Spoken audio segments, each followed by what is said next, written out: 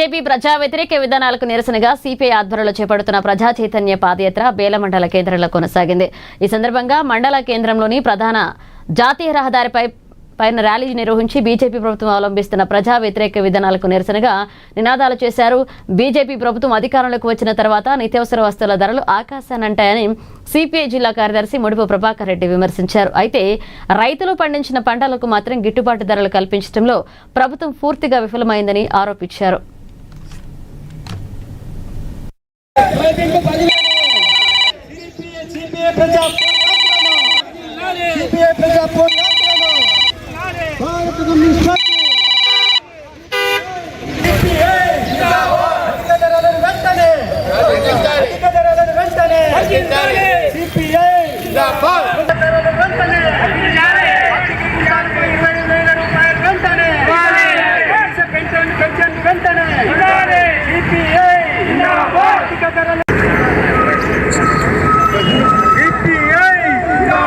ఆరో తారీఖు నుండి 14వ తారీఖు వరకు భారత కమ్యూనిస్ట్ పార్టీ సిపిఐ ప్రజా చైతన్య పాదయాత్రలు చేస్తూ ఉన్నాం। నేటికి ఈ పాదయాత్రలు ముగిస్తూ ఉన్నాయి।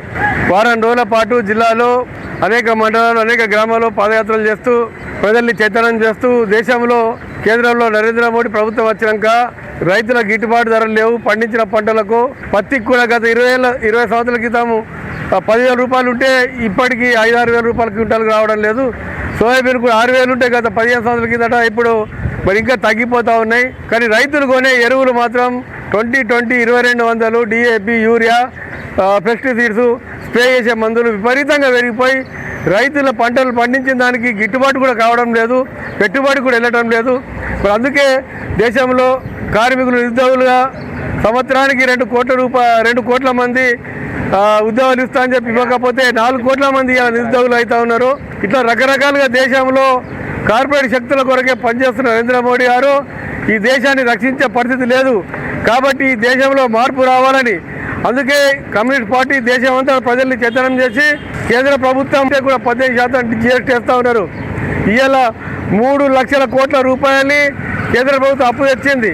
గత 70 సంవత్సరాల పాలనలో మరి 60,000 కోట్ల రూపాయలు అప్పుంటే 3 లక్షల కోట్ల రూపాయలు ఇలా నరేంద్ర మోడీ వచ్చినాక అప్పు చేసి